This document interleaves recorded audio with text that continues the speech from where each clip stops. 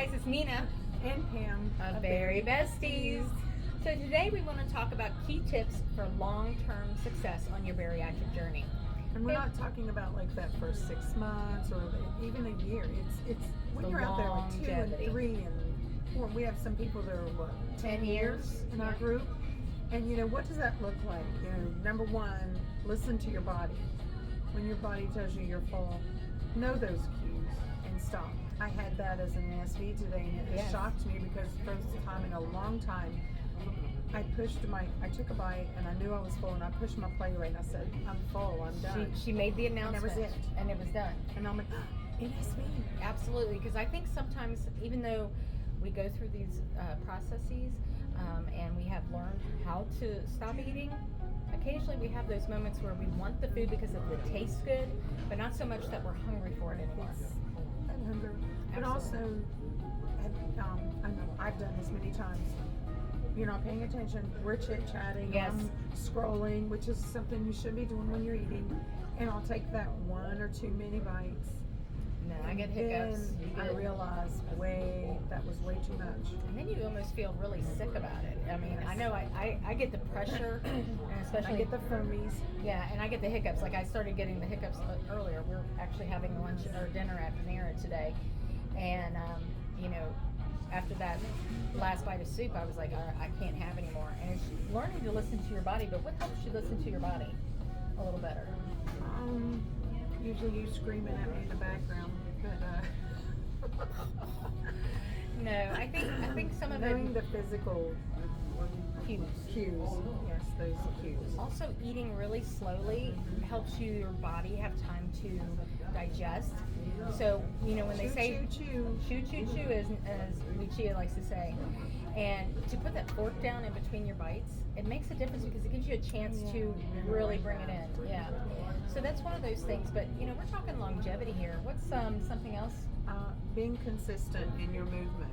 You know, get that movement in every day. This morning we had a workout. We do workout 2 nights a week with Orange Theory. Thursday night we had a great workout. I killed it.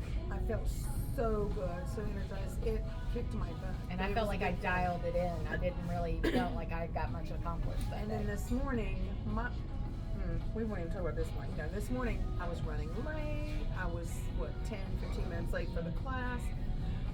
They almost didn't let you in. Yeah, they almost didn't let me in, but they like me, thank goodness. We're the Bari-Bestiez. That's right. But then it was like everything I touched it exploded. Like I could not get into. I went straight to the weights. We were in the free weight section, and I think I did like maybe 5 reps or something, and then I just like, okay, I'll pick it up on the next round. And we went to the treadmill, right? Went to the treadmill. I couldn't get my little wristband to work, and I was so concentrated on that wristband not working. That's all I was focused on. I wasn't focused on, hey, you're on a treadmill, you can still do the workout. And I was so focused on that, like I ruined 15, 20 minutes on the treadmill. Then we got on the rowers. Same thing. It wasn't working to the point that she threw it. I threw it behind me on the floor, took it off and threw it behind me on the floor, and then I went to grab the rower, and my hands were sweaty, and it slipped and it slung around, and the guy next to me, I know she just had a heck of this crazy lady, but she had a heck of a morning. But so I didn't get that good workout in. But you know what? I was so stressed that last 10 minutes, I like kicked it in the air, and I was sweating and everything. And for that 10 minutes, that's what I needed. Yes, it was good. It was 10 minutes of an hour. Okay, I got 10 minutes in. Nina had a killed workout. Like she did everything to the T. But Thursday, I'm the one that had those issues. Yes. So you know, but we didn't quit. We didn't give up. We didn't give up. I fussed and threw a tantrum, but I continued doing what I was supposed to be doing. And we push each other too. Yes. It's very helpful, I think, having that buddy when you are working out, that accountability buddy. Because not only do they help you stay on task, they know when you're dialing it in, or phoning it in, excuse me, that they can help you. Hey, you need to kick it up. I know you can do better. But sometimes also we're having a mental day, where if your mindset isn't there, at least your body is. So let your body do what it needs to. What was it that Rob said, Rob DiMedio, when he said, when you make it a habit enough, it becomes an autopilot. You don't have to think about it. You don't have to think as hard about it. Yeah. just happens naturally. You make it part of your normal day. So by It's a making it, routine. so by making it a daily habit, you may have a bad day up here, but your body can still do everything that it needs to do. And the last thing is tracking your progress, which is Yes. something we just started doing again. Yes. I'm going to start year 3, and last week I started on Thursday, and I started tracking everything in the Bariatric app, Bariatric. app, and I didn't overeat. I met all of my numbers that I had for the day, and it was good. It was So good. what's one thing, and I want to ask this, I kind of know what the answer is for me, but I want to hear it from yours. What's one of the reasons that you find that you do better when you track? Why you stick Because I'm to holding it? myself accountable. Yes. I'm able to see it. I'm a visual person. Like, I have to see it. So when you enter that chicken salad or that Bear Bells bar that probably should be having, No. it pops up and tells you how much protein, how much fat, how many calories, and you realize, do I really need that? And that's great if you enter it before you eat it, which is what I do a lot of times. But if you've already eaten it and you enter it, And you it see kind it. of makes you dial back for your next meal. Yes. My husband actually went and saw the weight loss person at the same place. We have the bariatric side, and then we have just the regular weight loss side at at the weight loss clinic. And one thing that she said to him was that he needed to start tracking, because it's very easy to say, oh, it's just one bite, and that bite becomes another bite, and then we start grazing, and then we realize we've eaten double what we should have. So tracking. And what is your bite? If you're not measuring too, a bite to me could be like enough for 2 berry bites if I'm not paying attention. Maybe I'm supposed to eat 4 ounces of yogurt. But because I'm not measuring it, I'm not paying attention, and I'm just eating. You could easily get 8 ounces. I may eat 6 to 8 ounces. Yeah. So just the thing about journaling is, for one, it's helping you keep to your goals. Am I meeting my water? Am I meeting my protein? Am I getting my movement in? But one thing I always say about journaling is to add your mental as well. How am I feeling today? Do I have energy today? Do I feel like I am overrun, overexerted? Do I feel like I am stressed, have anxiety?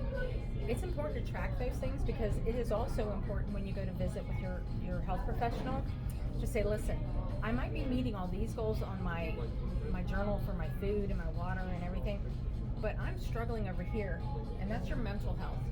And that's where I am today, struggling big time. It's also one of the 7th anniversary of your mom passing. Well, this month. 7 months.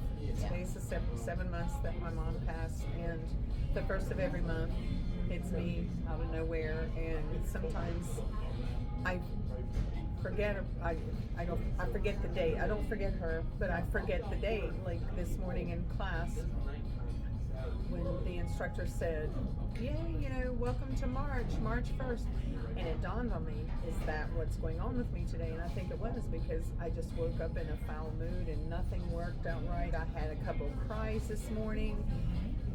And it just, tomorrow it'll be a different day. Tomorrow I'll be back to normal, but you had to stop missing her, but it's there. It's there. It's always there.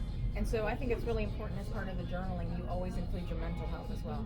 Because you can have a really good day, but you might feel de-energized. Then you try to figure out, am I not getting enough sleep? That's the other thing, is a sleep tracker. I'm a horrible sleeper. And I used to be. My husband is actually making me go to bed now. If it's 10 o'clock, I'm supposed to be in the bed. Yeah, my husband is one of those 9 o'clock. He's in military. bed at 9 o'clock. He's up at 5 a.m. Yeah, no big deal. Me, I could go to bed anywhere between 10:30 and 2 a.m. and I still get up at 5:30. And if I go to bed after 11 o'clock, and I used to be the late nighter, I'd do the 12 to 2, no problem. And I'd get up the next morning. But now I can't get up. So it's a change in the what do they call it, the circadian rhythm or something. But these are just some ideas, to help you guys be successful in the long term.